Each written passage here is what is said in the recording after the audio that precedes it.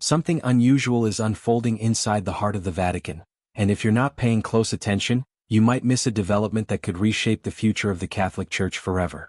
There's a shift in the spiritual winds, subtle yet undeniable. A new force is rising within the ancient walls of Rome, and this force is not loud or brash, but quiet, thoughtful, and deeply persuasive. His name is Luis Antonio Tagle. And he is not just another cardinal in a sea of crimson robes. He is becoming a symbol, perhaps even a torchbearer, for a vision of the Church that is both deeply compassionate and radically inclusive. From the impoverished neighborhoods of Manila to the elite chambers of the Vatican, his presence is being felt. Some say he is being quietly prepared to take on the most powerful role in the Church. Others warn that he may already be caught in an invisible struggle, one that could either catapult him to the throne of St. Peter or crush his chances before they ever fully form.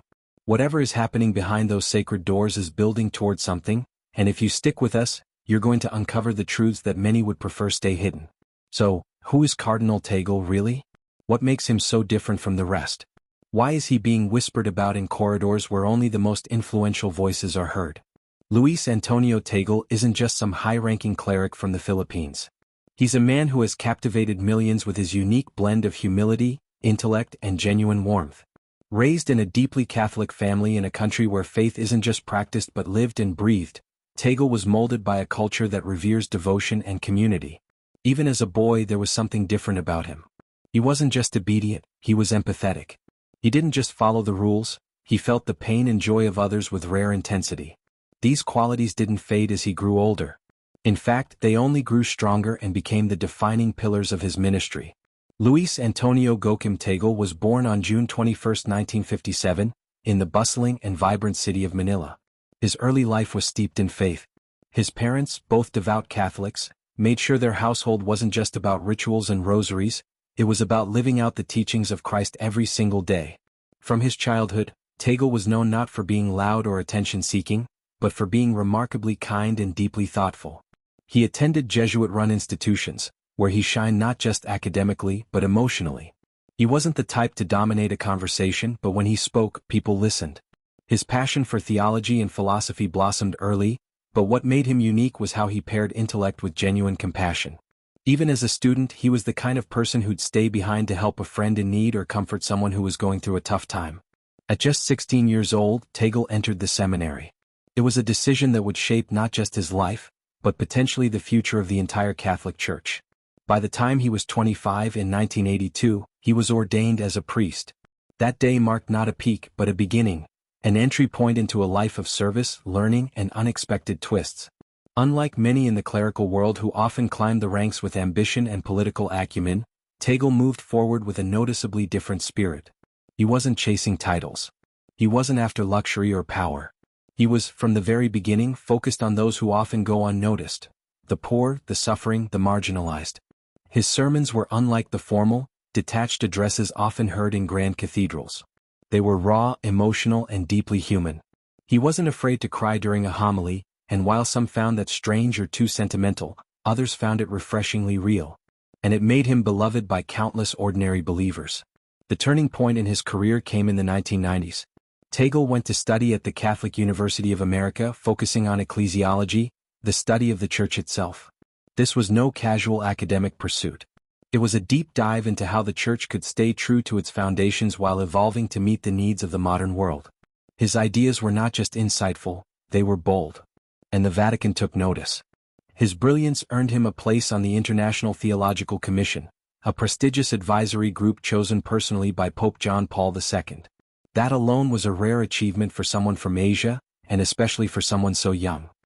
He was entering the inner circles of theological influence, yet he remained humble, always grounded in his mission to serve. In 2001, everything changed again, but not in the way people expected. Instead of being pulled further into Vatican politics, Tagle was appointed Bishop of Imus, a small diocese back in the Philippines. Some saw this as a step down.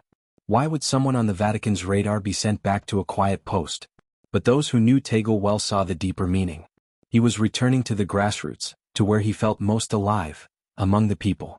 He refused the lavish lifestyle often associated with bishops. Instead, he lived simply, ate with the poor, and was often seen riding a bicycle rather than being chauffeured. This wasn't for show. It was who he truly was. His humility wasn't a brand. It was his default. His deep connection to the people didn't go unnoticed for long. Pope Benedict XVI, known for his more traditional and scholarly style, shocked many in 2011 by appointing Tagle as Archbishop of Manila. This was no small promotion. The Archbishop of Manila is one of the most influential positions in the Catholic Church in Asia. Then just a year later, Tagle was elevated to Cardinal. At only 55 years old, he became one of the youngest members of the College of Cardinals. Suddenly, his name was everywhere. The quiet bishop who had once ridden a bike through the streets of Imus was now one of the most powerful voices in Catholicism. But, as is often the case with meteoric rises, not everyone was cheering. Inside the Vatican, power dynamics are always shifting, and Tagle's alignment with Pope Francis' vision made him both an ally and a threat to others. His emphasis on inclusion, compassion, and humility didn't sit well with conservative factions who yearned for a return to stricter, more hierarchical traditions. Some whispered that he was too emotional, too open, too progressive, and, crucially, too similar to Pope Francis. With the Pope's health beginning to decline, speculation grew louder. Was Tagle being groomed to take over? Or was he being quietly sidelined by those who feared the continuation of Francis' reformist legacy? Then came the moment that sent Vatican insiders into a frenzy. Pope Francis appointed Cardinal Tagle as his special envoy to the National Eucharistic Congress in the United States. On paper, this might look like a simple diplomatic gesture. But in reality, it was a powerful endorsement. The Congress, scheduled for July 2024, is one of the most significant Catholic events in decades. It's more than just a gathering, it's a declaration of the Church's future direction. And Pope Francis didn't send just anyone to represent him on such a massive global stage. He sent Tagle. Not a Vatican diplomat. Not a longtime insider. But a man of the people. This was not a coincidence. It was a message. Normally, such appointments go to older, more seasoned figures who've spent their lives navigating the Church's political landscape. But Pope Francis broke with tradition, again, and chose someone who connects not through power but through compassion. Tagle's presence at the Congress will not just be symbolic. It will be historic. He will be the face of Catholicism to millions of believers and observers. And for those who are watching closely, it's one of the clearest signs yet that something much bigger is being planned. Behind all of this is a deeper, more provocative question. Is Pope Francis preparing to resign? The rumors began circulating early in 2025, fueled by concerns over the Pope's declining health. At 88 years old, with chronic knee issues and respiratory complications, Francis has increasingly scaled back public appearances and international travel. Some close to the Vatican suggest these are preparations, not just for retirement but for transition. And who is most often mentioned as a possible successor? Cardinal Tagle. The Catholic Church hasn't experienced a papal resignation since Benedict XVI stepped down in 2013. When it happened, it shocked the world. Could lightning strike twice? With Tagle's rising influence, his leadership in the powerful dicastery for evangelization, and his close alignment with Francis' values, many believe the groundwork is already being laid. And yet, when pressed, the Vatican has issued formal denials. Francis is not stepping down, they insist. He remains committed. But for many, those denials have done little to silence the whispers. In fact, they've only made people more curious. Why, they ask, is Cardinal Tagle being given such high-profile tasks? Why is he increasingly being placed at the center of key church events? Is this really about preparing the next generation of leaders, or is it something more immediate? What we do know is this: within the Vatican's guarded walls, a silent power is growing. And its name is Luis Antonio Tagle. It is a call to reject the rigidity of formalism that often makes religion feel like a lifeless routine. Instead, it urges believers to embrace a kind of faith that is active, personal, and inclusive. A faith that lives in the hearts of people, not just in rituals or dogma. This message is at the core of Pope Francis' teachings, and Cardinal Tagle has emerged as one of its most passionate interpreters. He sees faith not as a set of rules to follow blindly but as a journey of love, compassion, and shared humanity, something that must be felt and lived in daily life. Tagle's response to this encyclical, Dilexit Nos, was especially powerful.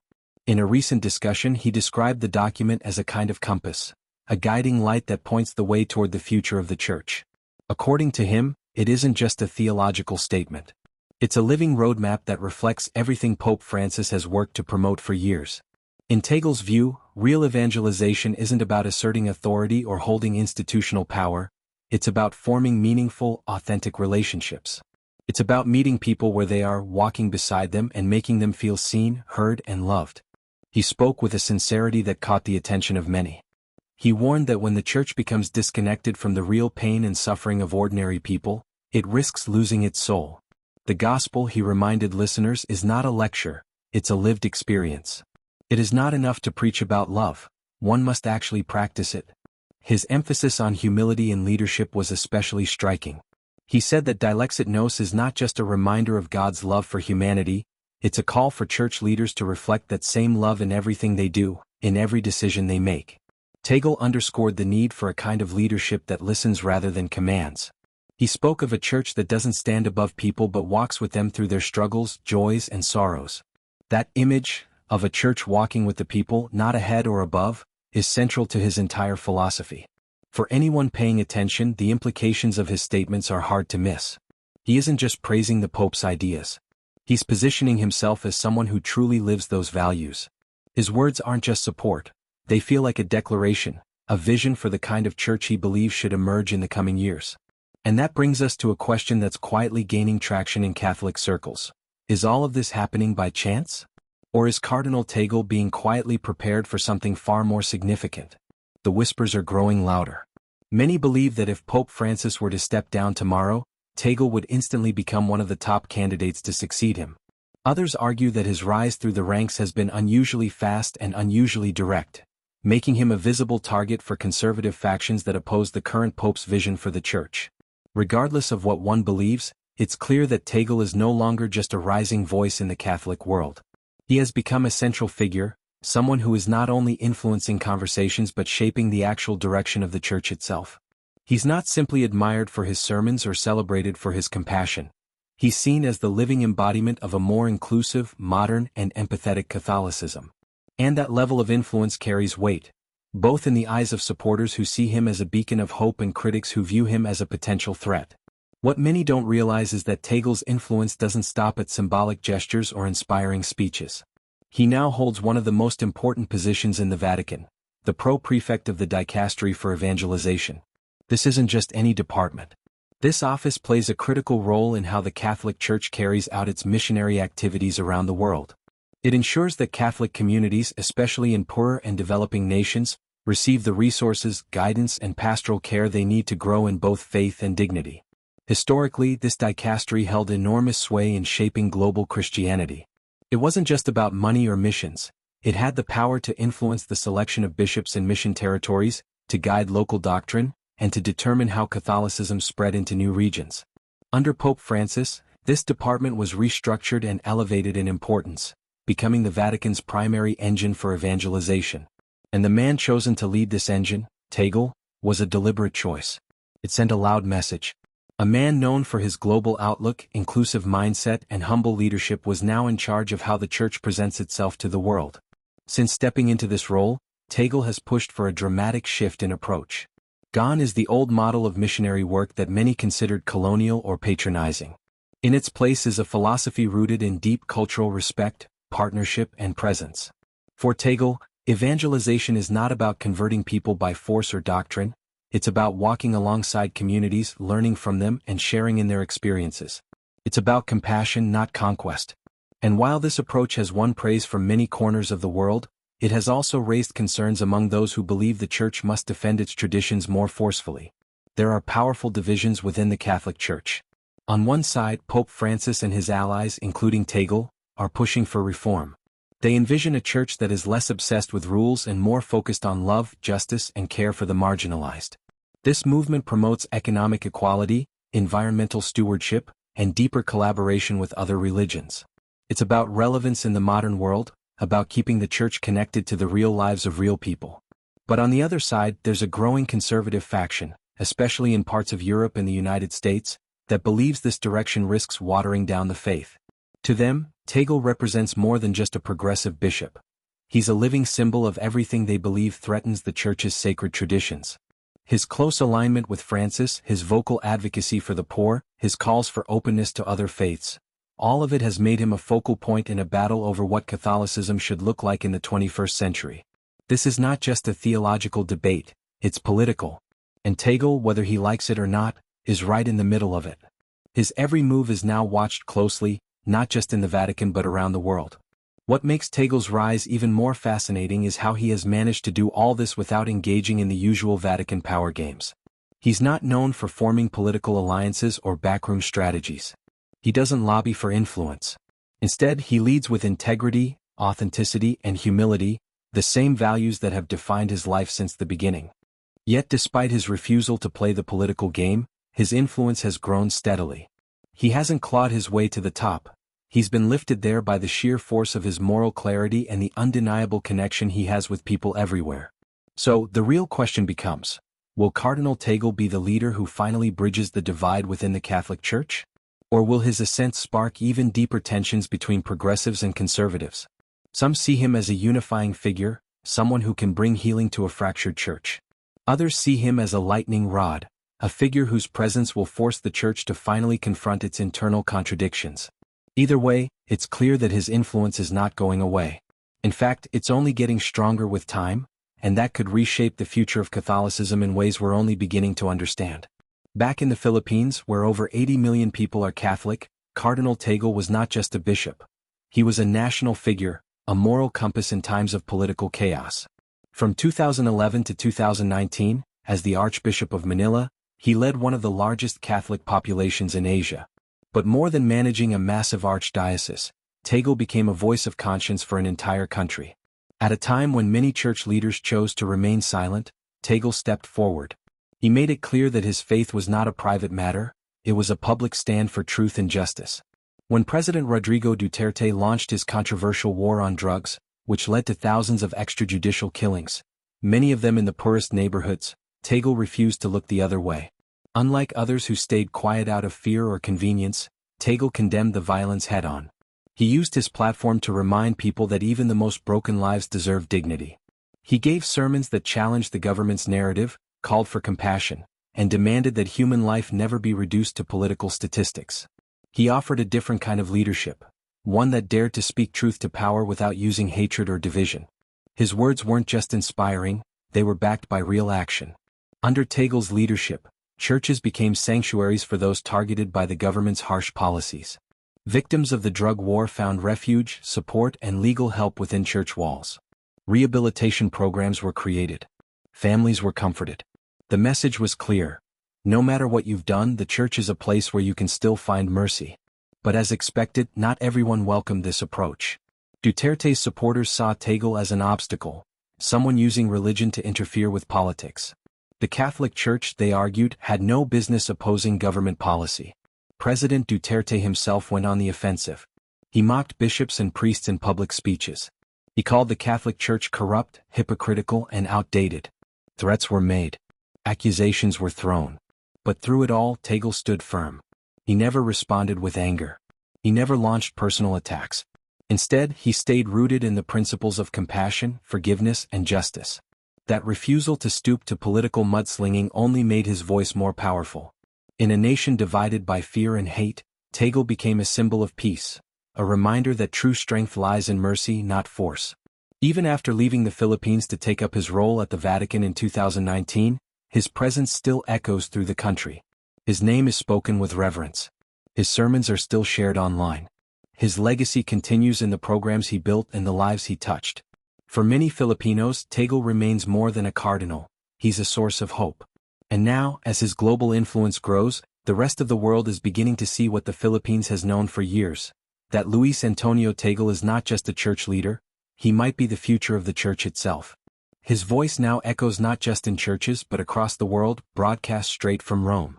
Millions watch his speeches. His pastoral letters, filled with messages of unity, humility, and compassion, are read out in churches across the Philippines. Every time he returns home, the reaction is nothing short of breathtaking. Streets fill with people, waiting for hours just to catch a glimpse of him, to hear his words or feel his blessing. It's as if he never left. That kind of deep, enduring love from the people has sparked one of the most remarkable questions in modern church history. Could the world soon see its very first Filipino pope? And honestly, that idea isn't as far-fetched as it used to be. For centuries, the papacy has been largely dominated by European cardinals. Very few have come from outside the continent. But the election of Pope Francis already shifted that tradition, showing the world that a pope doesn't have to be European to lead the Catholic Church. That historic moment opened the door for others, leaders from outside Europe, to be considered serious contenders. And in that context, Luis Antonio Tagle from Asia stands out in a powerful way, especially with Catholicism growing so rapidly in that region. A Filipino pope would be more than symbolic, it would represent a seismic shift in the Church's global identity. The Philippines is one of the most devout Catholic countries on earth, yet the center of Church authority has always remained in Rome. If Tagle were to be elected, it would mark the first time that a voice from the global South, one intimately familiar with issues like poverty, migration, and political upheaval, was placed at the helm of the Catholic Church. It would be a Vatican that finally reflects the lived realities of so many of its followers around the world. But Tagle's influence doesn't stop at the Philippines. His reach stretches across Asia, a region where Catholicism is not declining like in the West but thriving. Countries like Vietnam, India, and even parts of China are seeing an increase in Catholic believers. Churches are growing, not emptying. And Tagle has played a critical role in fostering that growth. He spent years building stronger relationships between these local churches and the Vatican, ensuring that Asian Catholicism isn't just a copy of the European model, but something that reflects the heart and soul of Asian cultures. You can especially see that in the way he approaches interfaith relationships. Asia is home to a rich mix of religions: Buddhism, Islam, Hinduism, and more. Instead of seeing these other faiths as threats or rivals, Tagle encourages mutual understanding. He's worked hand in hand with religious leaders from all backgrounds to promote dialogue, peace, and cooperation. That's a big reason why he's gained the respect of people from many different faiths. He's not just a religious figure, he's become a symbol of unity across borders, cultures, and belief systems. His style of leadership is gentle but powerful. He doesn't seek attention or control. He doesn't demand loyalty through fear. Instead, he leads with compassion, always aiming to connect rather than divide. And that kind of character has earned him praise not just in Catholic circles, but from those outside the Church as well. People see him as someone who can bridge gaps, who can offer healing in times of division. He's not a politician. He's not a bureaucrat. He's a pastor, a servant, and to many, a beacon of hope. Tagle is undeniably one of the most influential religious figures in the Philippines. But he's also emerging as a key figure across Asia and even within the Vatican itself. His loyalty to Pope Francis has only elevated his standing. But with that influence comes scrutiny. If the time comes, will he be seen as a progressive force for the future of the Church, or as someone too willing to shake up centuries of tradition? That question might not stay hypothetical for much longer. So how exactly is a new pope chosen, and could Tagle realistically be selected? When we see white smoke billowing from the Vatican, we know a decision has been made. But most people don't really understand what happens behind those closed doors. The process only begins when the current pope dies or resigns, something extremely rare in Church history. At that point, the College of Cardinals gathers in Rome, specifically those under the age of 80. They are the only ones allowed to vote, and currently, there are about 120 of them. These cardinals are tasked with selecting the next spiritual leader for over 1.3 billion Catholics worldwide. It's supposed to be a process free of outside influence, totally confidential. But the truth is, long before the voting begins, alliances have already been formed. Many of these cardinals are deeply familiar with Vatican politics. They've spent years navigating Church leadership, and they come into the conclave with clear preferences, and sometimes clear agendas. They already know who the leading candidates are. For some, continuity is the priority. Others want change. Luis Antonio Tagle is a fascinating contender in that environment. At 67 years old, he's relatively young in Church terms. His current position as pro-prefect of the Dicastery for Evangelization is no small thing. He's essentially overseeing the global expansion of Catholicism. He's at the heart of the Church's missionary work, playing a central role in how the faith spreads and how it connects with new believers around the world.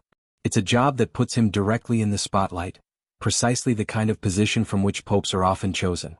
But being qualified doesn't mean being guaranteed. Tagle still faces major hurdles, the biggest being Europe's long-standing dominance in papal elections. Even though Pope Francis came from Argentina, the tradition of electing European popes is hard to break. Many within the Church hierarchy still favor familiar faces, those who've been raised in the European theological and political traditions. For them, an Asian pope might still feel like too radical a departure. Another serious challenge is the deep divide between progressive and conservative factions inside the Church. Tagle is closely aligned with Pope Francis' vision, one focused on inclusivity, support for the poor, and a more merciful, less rigid church. But not everyone agrees with that direction. There is a strong conservative bloc within the Vatican that believes Francis has already gone too far. They want a return to tradition, to stricter rules and clear authority. To them, Tagle might look like a threat to the status quo. And then there's the political side of the papacy that most people never see. While the Pope is a spiritual leader, he also holds incredible institutional power. He appoints bishops, influences global policies, and manages the Vatican's complex political web. Some within the Church are more concerned with maintaining their own influence than theological ideals. A pope like Tagle, humble, people-focused, and not power-hungry, might not fit easily into those political games. Tagle is also not the only strong candidate. If Pope Francis were to step down or pass away, others will surely rise. Cardinal Peter Erdo of Hungary, for example, represents the conservative faction. He believes in a return to traditional doctrine, especially on controversial issues like sexuality and marriage. For conservatives, Erdo is a safe, solid choice, someone who would halt what they see as Francis' liberal reforms. Then there's Cardinal Matteo Zuppi from Italy. Like Tagle, he's a progressive voice. But he's known for being more diplomatic, more cautious in his reforms.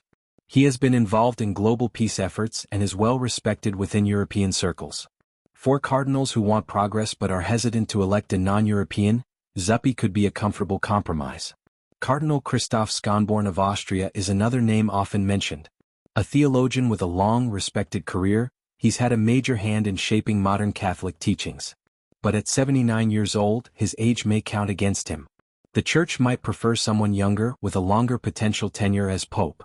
Against these figures, Tagle stands as a very different option. He is not European. He is not part of the old guard. He isn't a political operator or a doctrinal hardliner.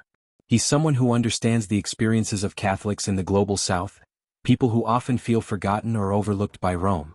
He represents a church that is finally becoming universal, not just in numbers but in leadership, values, and voice. If the cardinals want to preserve tradition and keep the Vatican's power rooted in Europe, they'll likely look to someone like Erdo. But if they choose to embrace the changing face of the Catholic world, Tagle might very well be their next pope. He carries with him not only the hopes of the Filipino people, but the dreams of millions of believers across Asia, Africa, and Latin America. So could he really become the next pope? The truth is he has all the qualifications. But in the end, it's not just about qualifications. It's about whether the Church is truly ready for the kind of transformation that Tagle's election would represent.